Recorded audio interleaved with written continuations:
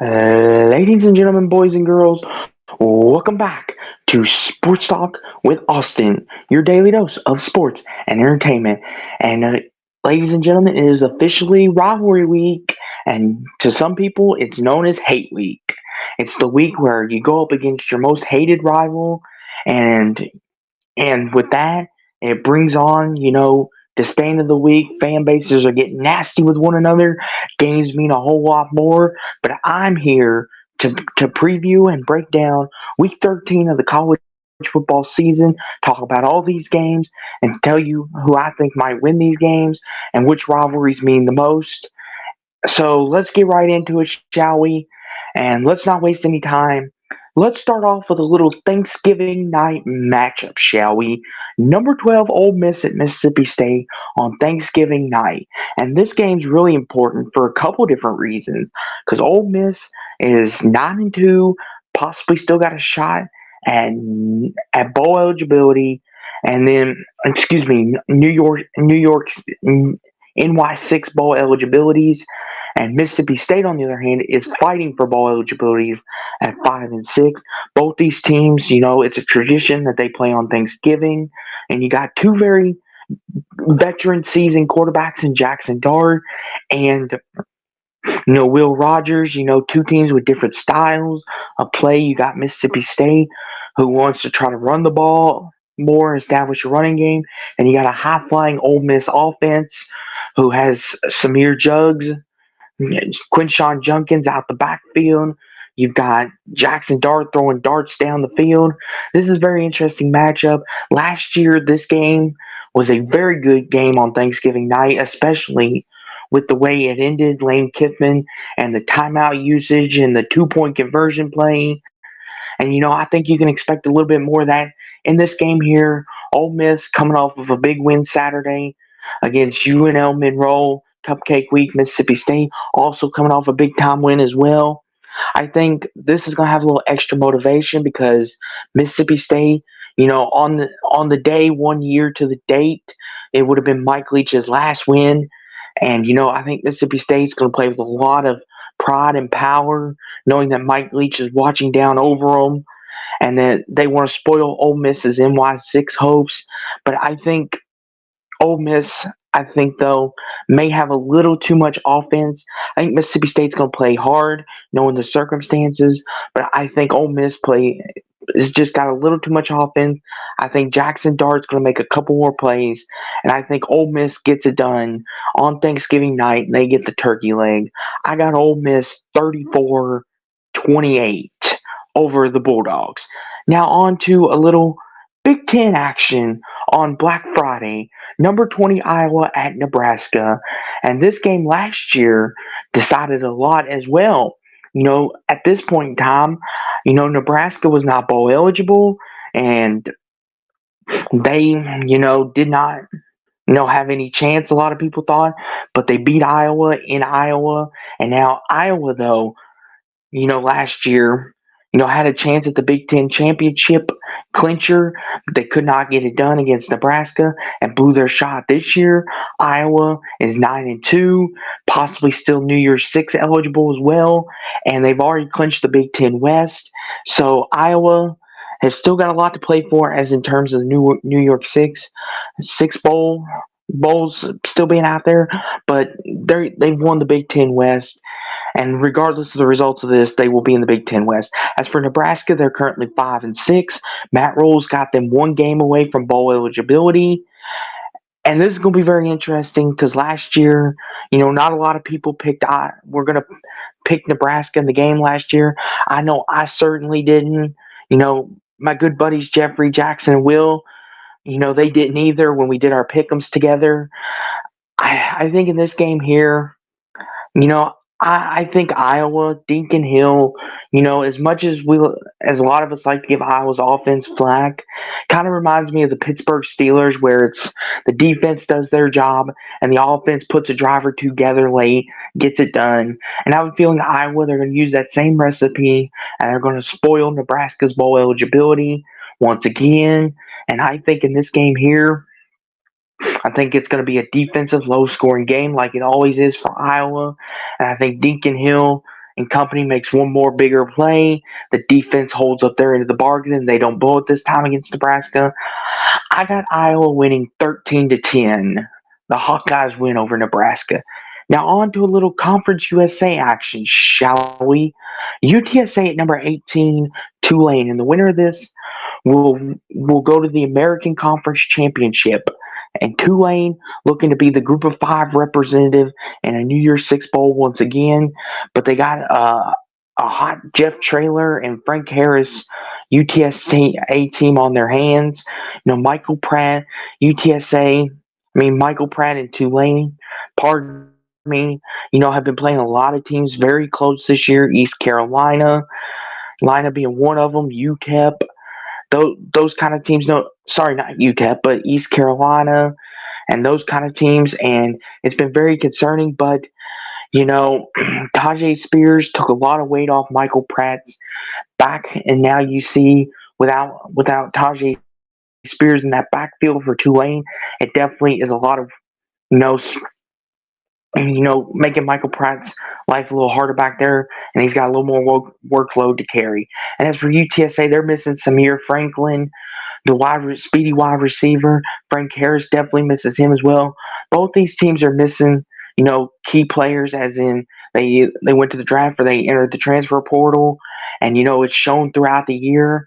But I think Tulane at home, I think they get it done. The Green Wave, have proven that they can win these tight, close games. They got it. Both Frank Harris and Michael Pratt are experienced back there at quarterback, but I think Tulane makes a couple more better plays on offense. I got Tulane winning 27-20 over the Roadrunners. Now on to a little more Black Friday action. Number 10 Missouri at Arkansas, and this is very interesting. Missouri at 9-2, Eli Drinkwitz, Brady Cook, and what they've been able to do, and Arkansas having an uncharacteristic season at 4-7, won't make a bowl eligibility unless their RPI is good, but Arkansas, has been hit with the injury bug. Rocket Sanders, he hasn't been healthy all year. For the most part, Arkansas's been hit with the injury bug, and a lot of people are beginning to question Sam Pittman if he's the right man for the job. I made a video on that. Go check it out, and I talked all about that. But yeah, and this time last year it was Eli Drinkwitz and his job getting questioned. Now Missouri's at number 10. They're playing great football, routing Tennessee last weekend and kicking the game-winning, routing Tennessee 2 weeks ago, and then kicking the game-winning field goal 33-31 over the Florida Gators last week. Now they're on the road at Arkansas. Rocket Sanders, and KJ Jefferson, two guys who are explosive for the Razorbacks, have been up behind a banged up offensive line, banged up receiving core, but I think those two guys have some explosive plays in them. They want to end Arkansas's hopes of possibly making a New Year's Six bowl, and I think, this is going to be a really tight game. But Eli Drinkwitz and Arkansas have proven they're no fluke, that they're legit, hanging with Georgia, trouncing Tennessee. I think at Arkansas, Black Friday, CBS crowd going to be going wild. National televised game. The whole world's going to be watching.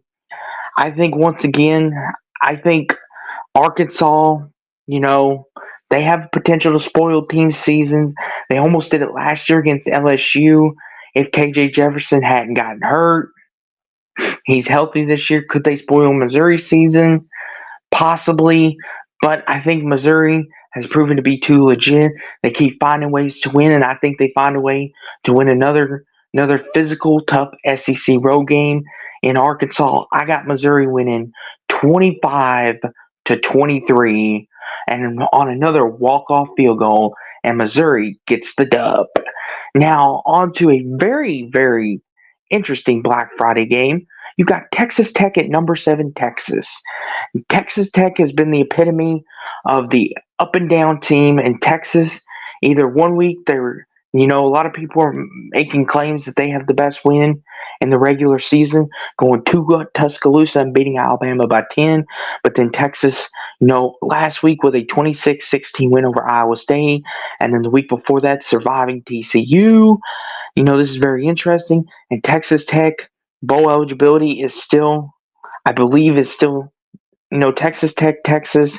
The commissioner's going to be there. The whole world's going to be watching. Is Texas going to screw it up on Black Friday? Because Texas is already in the Big 12 championship. They're playing for their CFP hopes. Texas is playing for their CFP hopes. Texas Tech wants to ruin all that and end it right there. But I think, Quentin Ewers, Donald Mitchell, Xavier Worthy, a lot of speed, a lot of talent. Jonathan Brooks, who tore his ACL, prayers up to him. A couple weeks ago in the TCU game, he's out for the season for Texas. And they got to be able to replace the running game. But I think Quentin Ewers, Quentin Ewers, has got a lot of great weapons on the outside. I think they'll use them to their best disposal in this game. And I think Texas, with all that speed and talent, should be enough at home to beat the Red Raiders. But the Red Raiders, have been very up and down. One minute you get their win over Kansas where they go right down, execute perfectly, kick the game winning field goal, and then and against Oregon earlier in the season, and then you got their game against Wyoming. I think we'll get the Texas Tech that we saw against Oregon. The Oregon and Kansas be very close, but I think Texas's talent is too much at the end. I got the Longhorns winning 33-23 over the Red Raiders. Now on to the final edition, for at least right now, the final edition of the Civil War. Number 15, Oregon State at Oregon.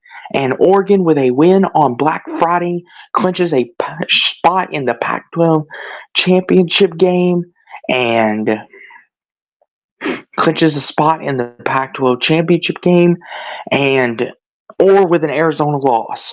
Now we'll get to the other scenario here in just a minute with how Arizona can get in. But as for this Civil War game, this is very interesting. Oregon slayed the demon of Arizona State. All Oregon fans remember 2019.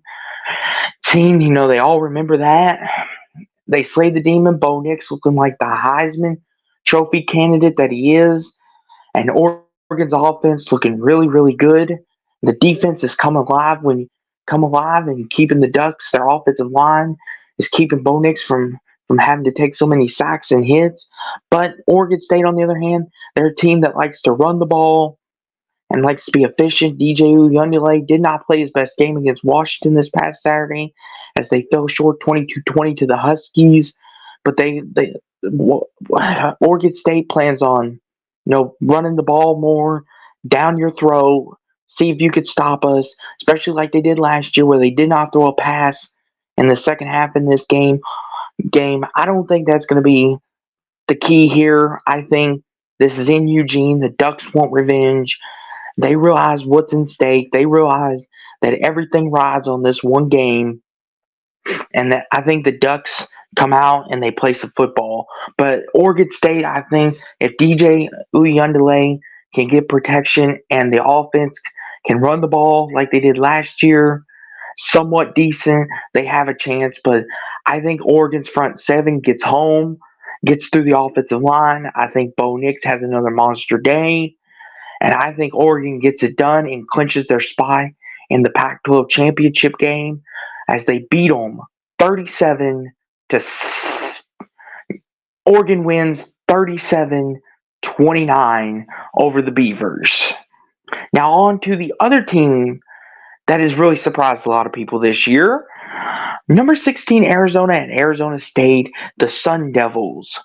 And Arizona, they have a path to the Pac-12 championship. Washington's already clinched. So Washington awaits on who they will play in Las Vegas on Friday, December the 1st. And Arizona, they beat Arizona State, and they need an Oregon State win for them to clinch. They need an Oregon State win, and they need to win. So Oregon loses Friday night. And Arizona wins on Saturday. Arizona's going to the Pac-12 championship, but they got to take care of business here first. Jed Fish. What a great turnaround he's done for this Arizona program, a program that was highly thought of as a basketball program. Now they're playing some great football, and they're playing it at a high level. And Noah Fafita, who fell right in his lap, is playing some great football. He's legit as it comes, in my opinion. And Arizona dominated Utah 42-2 to 18. And Arizona just keeps playing good football. And there's always the case of the desert. Well, both these teams are from the desert, so that goes out the window. But this is a rivalry game. ASU has shown strides of being a okay football team. They took Washington to their limits a couple weeks back. They beat UCLA by 10 in the Coliseum. This will be very interesting, but I think Arizona Jetfish has got these guys playing really well. They're coming off of a big win over Utah. I think they keep it rolling. Arizona State, I think, don't quite have the stuff just yet to get their rivals down just yet. I think Jetfish, Noah Fafita, has a big day. I think Arizona wins 30-17. Arizona wins 30-17 over the Sun Devils. Now on to the Iron Bowl, arguably one of the greatest rivalries in all of college sports, and that's number 8 Alabama at Auburn. And Alabama took care of business over Chattanooga 66-10 on Cupcake Week. As for Auburn, they fell 31-10 to New Mexico State and Jerry Kill. And Auburn maybe looked ahead too much to their rival Alabama, knowing they have a chance to spoil their CFP hopes because Alabama will play Georgia for the SEC championship in 2 weeks in Atlanta. That's guaranteed over no matter what happens in the next week. But as for the Iron Bowl, this game's always close. No matter what the records are, this is one of those games where you throw the records out. Alabama, Auburn, they don't like each other. Nick Saban has won the last three here, and he's going for his fourth straight. Nick Saban has never won four straight against Auburn. Will this be the year that it finally happens? I don't know because Auburn was a very up and down team with Hugh Freeze. Jalen Milroe and the Bama offense seems to be getting things going, clicking at the right time. They're surging at the right time. The defense of Bama has been holding it steady all year long. Kool-Aid McKinstry, that dude is a stud corner.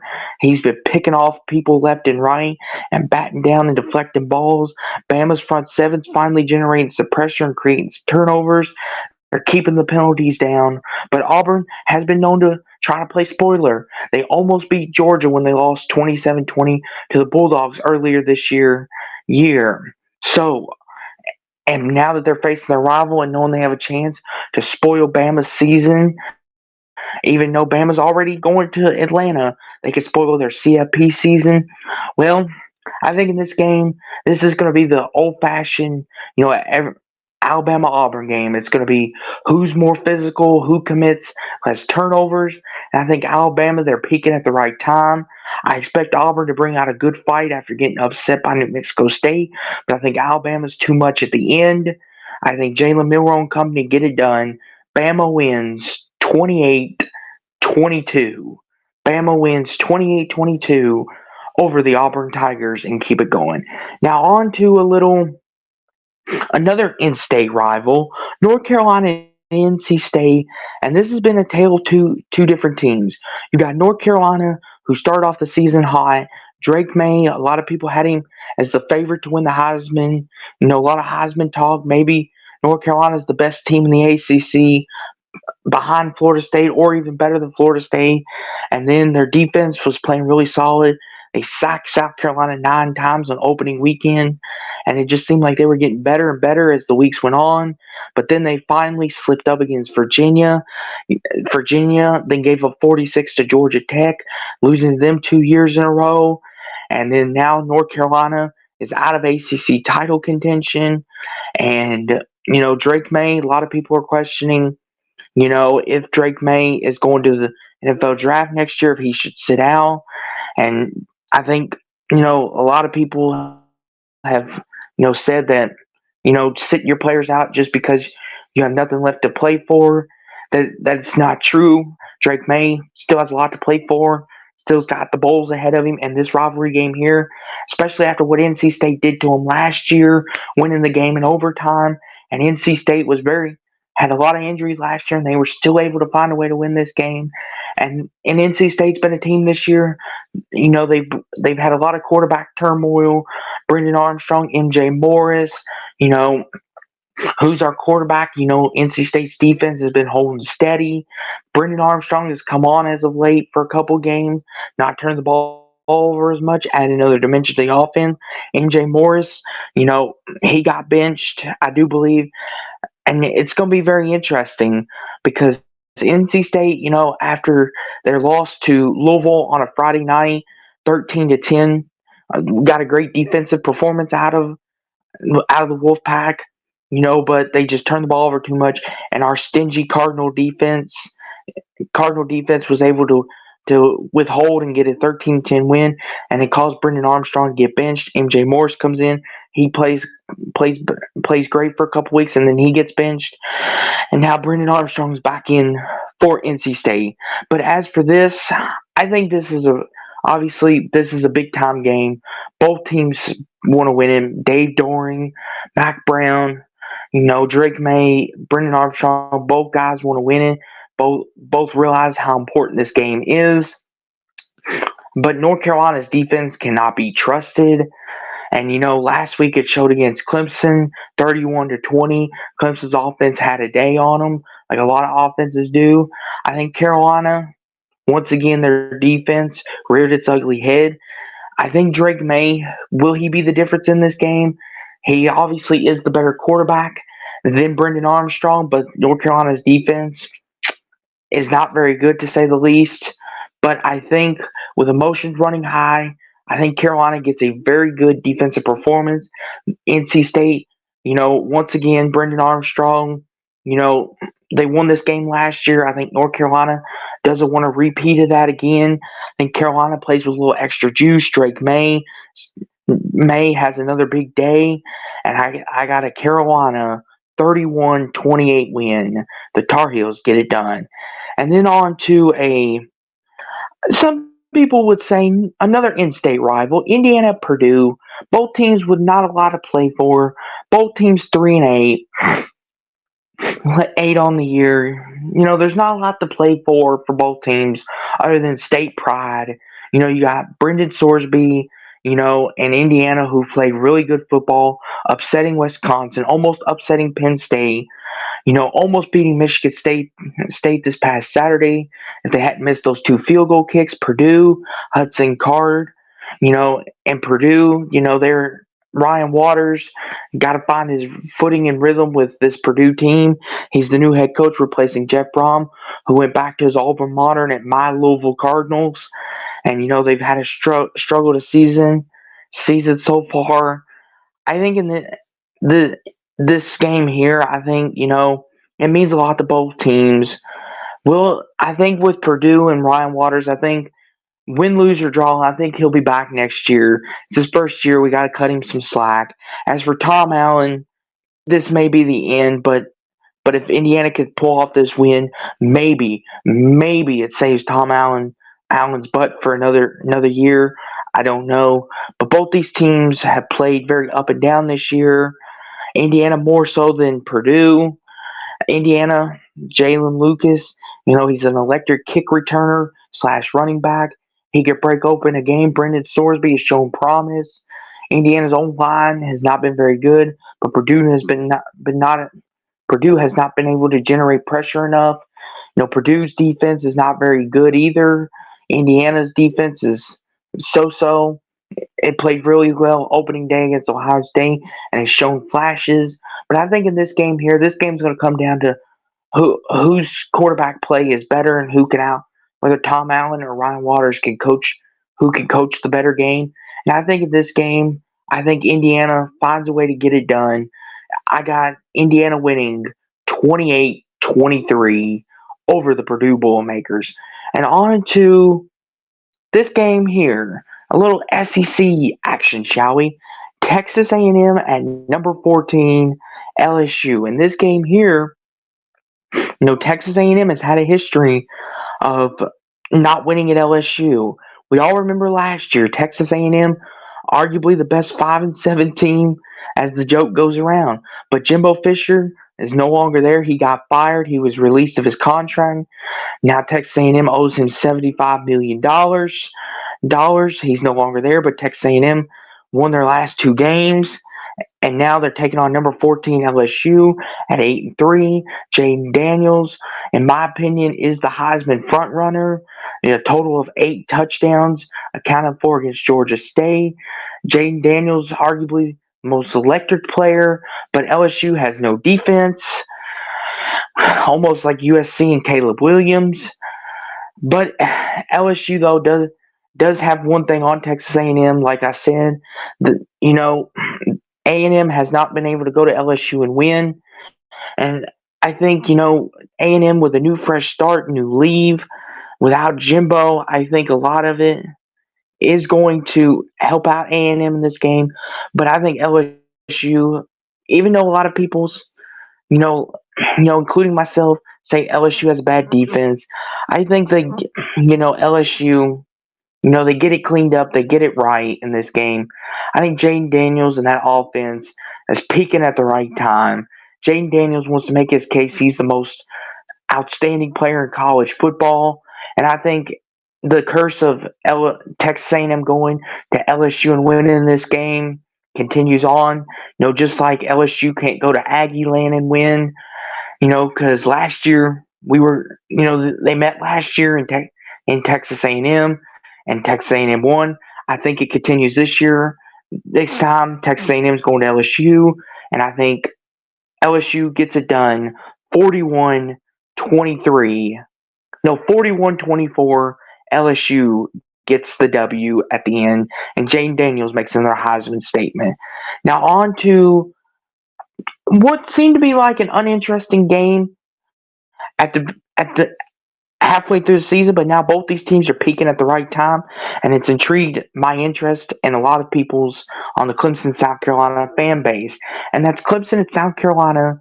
South Carolina's 5-6, Clemson 7-4. South Carolina still playing for bowl eligibility. And this game last year, South Carolina won 31-30 in Death Valley, won a hard fought game. And now this year, Clemson's coming to Gamecock Land, South Carolina. Spencer Rattler had his best 2 game stretch last year against Tennessee and Clemson. But Spencer Rattler this year has not been the same. The offensive line for South Carolina has regressed, and it seems to have taken a worse turn for the worse. And it seems like it has bothered South Carolina big time, but they found their ways as of late. Their defense is getting better, but still giving up some points. But they were able to hold Kentucky to 14 and get us 14 win. And South Carolina still has a shot at bowl eligibility. As Clemson, their defense, B.J. Potter, Will Potters, Will Shipley, and those guys are getting it together as well for Clemson. Cade Klubnik, starting to run the football a little bit more, playing some hard-nosed football, taking the pressure off of him and playing some hard-nosed defense. Clemson, South Carolina, in-state rival once again. Both these teams playing for pride. I think if we see the Spencer Rattler that we saw last year, South Carolina can definitely win this football game. But I think Clemson, their defense, takes apart that South Carolina offensive line, gets enough pressure, and I got Clemson winning this game 27-13 over the Gamecocks. I think Clemson offense, K. Klubnik, as long as he doesn't turn the ball over, Clemson should win this game 27-13, and they get their revenge. South Carolina, their offensive line, just too much in shambles. Their defense is getting better, but it's not quite there again. And Spencer Rattler is very hard to trust. Now on to a game that still has a lot of intrigue and is another in-state rival, but it comes with some unfortunate news. That's number 5 Florida State at Florida, and unfortunately Jordan Travis will not play in this football game. Carted off with a leg injury, and more than likely has ended his season. So Florida State will have to turn to their backup 5-star quarterback to lead the Seminoles team, who still have aspirations of a college football playoff berth and still have the ACC to play for. As for Florida, they're 5-6. may miss a bowl game, which is crazy to think for the Gators. But Billy Napier C may be getting a little hot out there in Gainesville. But all in all, this still should be a fun game, especially even without Jordan Travis, which sucks for the Seminoles fans. I was really looking forward to playing Jordan Travis and the Florida State Seminoles because my Louisville Cardinals, as you all know, are in the ACC title game. It sucks that Jordan Travis will miss that game, but hopefully may the best team win. But on to this game here. This is very interesting because this was a 45-38 classic last year and at Florida State. And this game here was high scoring. Anthony Richards answered all the bells. Could he stand up? Could he beat his rival? Because Florida State was peaking at the right time last year. Well, now the shoe's on the other slipper. Can Graham Mertz and this Gators team, answer all the bells again, answer the calls again, and find a way to somehow keep the Gators in it, maybe even get a possible W in this game?